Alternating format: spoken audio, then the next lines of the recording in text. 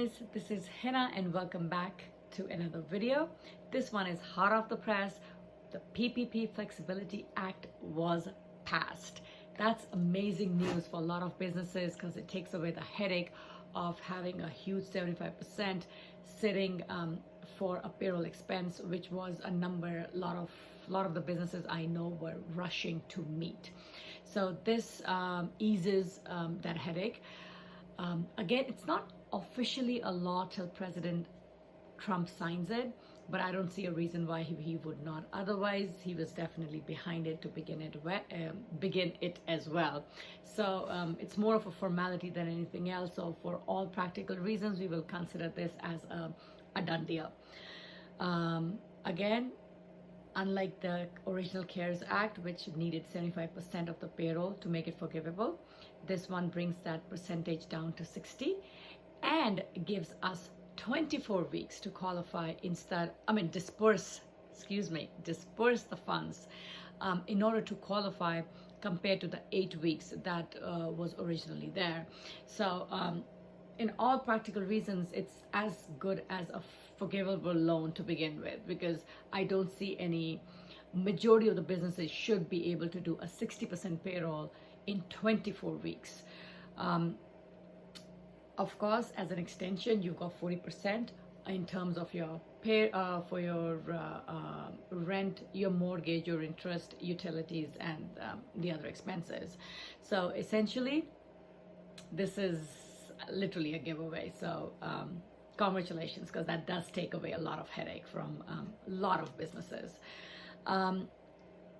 Keep in mind, this does end December 31st. So if you have not started dispersing or utilizing the payroll portion of it, do that now, because the longer you wait, the lesser period you have to disperse these funds. It does end December 31.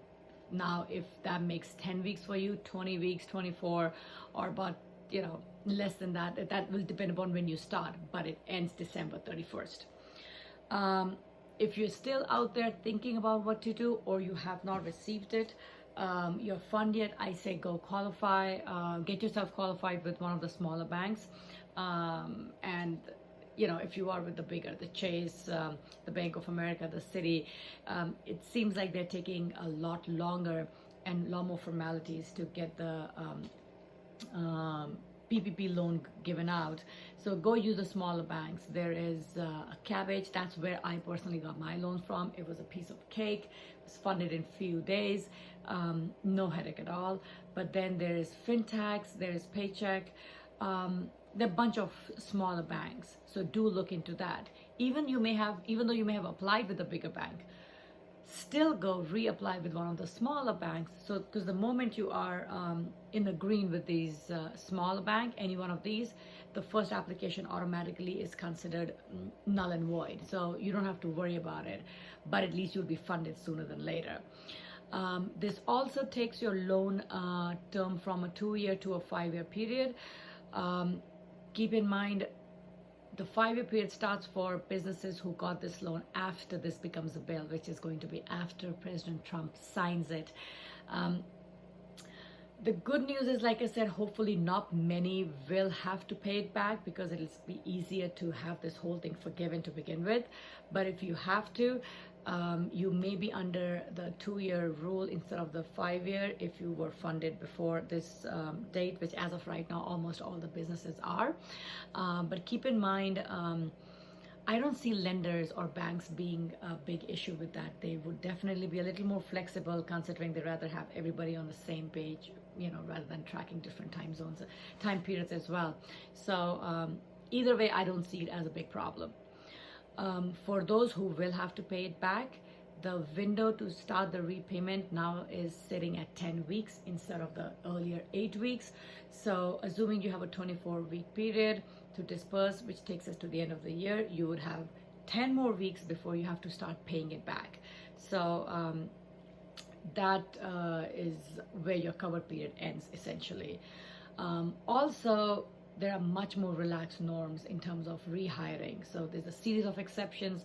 As long as you're kind of in that zone, you should be okay in to qualify for forgiveness, even though your employee count is not where it should have been because of these relaxed norms. So that is also a breathing space, I guess.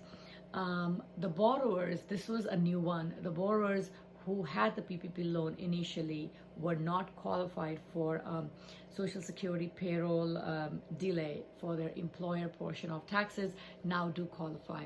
Under the original CARES Act, if you took the PPP, you could not delay the tax payments, but now you can. It's a 50-50 deal, 50% being payable December 31, 2020, and the rest 50% goes on to 2021.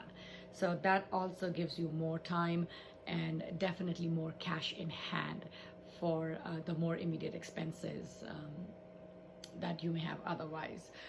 That being said, this seems like was a unanimous bill. It passed really fast. I think that's what is needed for it to make sense, because any more delay would not, I mean, it doesn't do any good, because a lot of businesses were coming to the end of that 8-week period, and if we don't bring it sooner than later, it kind of doesn't serve the purpose it was supposed to.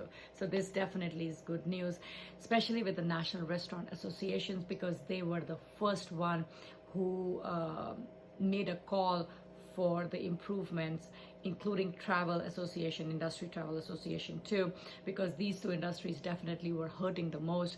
There is no travel, nobody is going on vacation, everybody's on a lockdown. So of course these companies, even if they were to take PPP, there's no way they could satisfy the 75% payroll, especially in the 8-week period. It's kind of counterproductive. So this definitely eases that burden on them, and a sigh of relief to almost all businesses that I can see. I don't see anyone not being happy about this one passing. It also allows the businesses to make decisions that will benefit them on a wider spectrum, rather than making hasty payments just to meet unrealistic needs. So